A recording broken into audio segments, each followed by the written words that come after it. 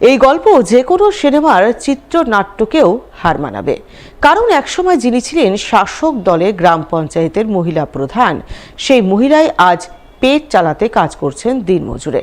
হ্যাঁ, এমনটাই ছবি ধরা পড়েছে পুরাতন মালদা ব্লকের ভাবুক গ্রাম পঞ্চায়েত এলাকায়। ওই পঞ্চায়েতের রাঙামাটিয়া গ্রামের বাসিন্দা দীপালি মণ্ডল, যিনি 2016 সাল থেকে 2018 সাল পর্যন্ত ভাবুক গ্রাম পঞ্চায়েতের তৃণমূলের প্রধান ছিলেন।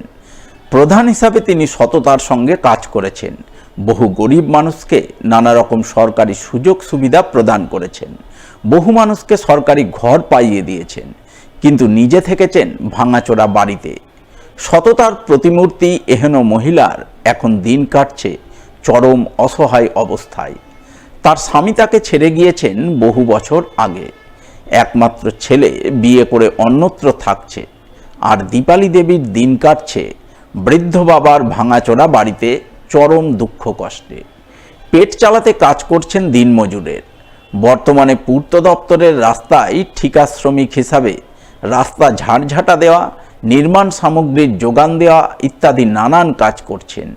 সেই কাজ করার ফাঁকেই তিনি জানালেন, একসময় তিনি প্রধান হিসাবে বহু মানুষকে সরকারি ঘর পাইয়ে দিয়েছেন, কিন্তু তিনি নিজে রয়ে গেছেন কাঁচা মাটির ঘরে।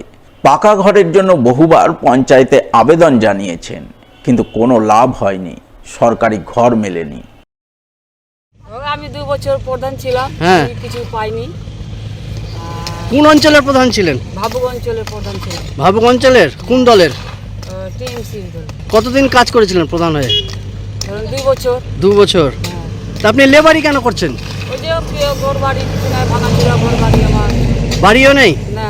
আপনি তো প্রধান ছিলেন, তো কেন বাড়ি ঘর করতে পারেননি? আমি লোকের জন্য আমি কাজ করে দিয়েছি, আমার জন্য আমি কিছু করতে পারিনি। আমার ছেলে, একটা বউ আছে, আমার বাবা আছে। আমার ধরেন কি যে আমার তো ঘর বাড়িও নাই, ধরেন আমার বাবার নামে আছে, আমাকে যখন তখন আমাকে বাহির করে দিতে পারে। বাবার ঘরে থাকছেন? হ্যাঁ, বাবার ঘরে থাকছি। জমা দিয়েছিলাম লেখে, কিছু হয়নি। পাননি? শাসক দলের এক সময়ের মহিলা পঞ্চায়েত প্রধানের এহেন দুরবস্থা প্রসঙ্গে ভাবুক অঞ্চল তৃণমূলের বর্তমান সভাপতি দিলীপ হেমব্রমকে ধরা হলে তিনি বলেন, বিষয়টি তার জানা ছিল না, এখন জানলেন। তাই আগামী দিনে তিনি যাতে সরকারি ঘর পান সেই ব্যাপারে প্রশাসনের কাছে দরবার করবেন। বিষয়টি আমার জানা নেই, আপনার মাধ্যমে জানতে পারছি। আমি পরে আমি যেটা লক্ষ্য করেছি যে উনি 2016-17 সালে 18 সাল পর্যন্ত উনি প্রধান ছিলেন, কিন্তু বর্তমানে আমি গত 1 মাস আগেও দেখা করেছিলাম, তার অবস্থা কিন্তু শোচনীয়। আর এখন দিনমজুরের কাজও করছেন। এটা আমি কর্তৃপক্ষকে জানাবো খুব কী করা যায়। এখন আমি চেষ্টা করব তার কীভাবে ঘরটাকে পাওয়ার ব্যবস্থা করতে হবে আর কি।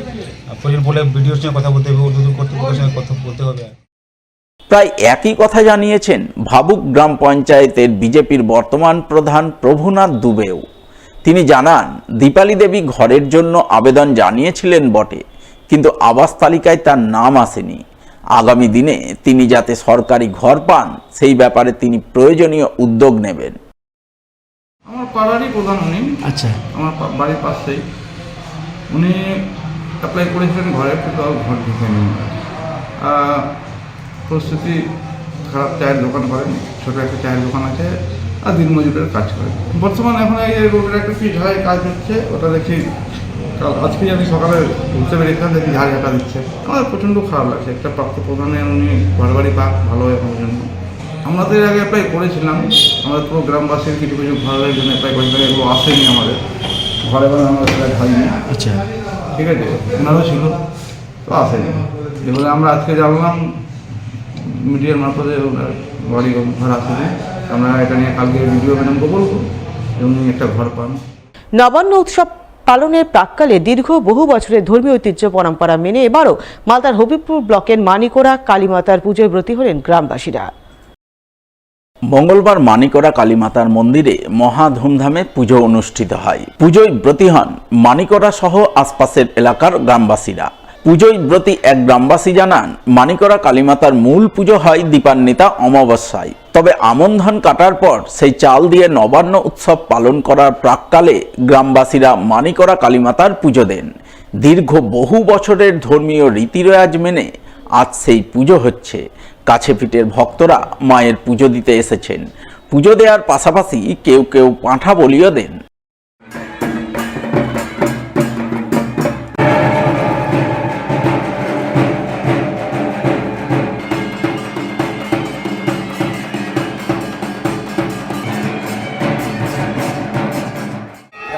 বছরে পড়েছে আমাদের পুজোটা। মায়ের পুজো ওই ঠিক দীপা নিয়ে তার পূজার সময়, কালী পুজোর সময় একবার বড় পূজা হয়, তারপরে গ্রামবাসীর নিয়মে এটা নবান্ন হয় আর কি। নতুন ধান উঠানোর আগে আগে মাকে উৎসর্গ করে তারপর নিজেরা নতুন ধান ব্যবহার করে। নবান্ন পুজোর বিশেষত এটাই যে এটা গ্রামবাসীর একটা বিশ্বাস আছে যে আমরা নতুন চাল থেকে ভাত খাওয়ার আগে আগে মাকে দেব, উৎসর্গ করব, তারপরে আমরা নিজেরা খাবো। এবং শুধু এটা গ্রামবাসী নয়, আশেপাশের বিভিন্ন অঞ্চল থেকে যারা সেই মেন পুজোর সময় যারা ভীষণ ভিড় হয়, সেখন যারা মানে পাঠা বলি দিতে পারে না বা পুজো দিতে অসুবিধা হয়, তারা এই সময় এসে নির্বিঘ্নে কোনো অসুবিধা না থেকে শান্তিতে পুজো দিতে পারে।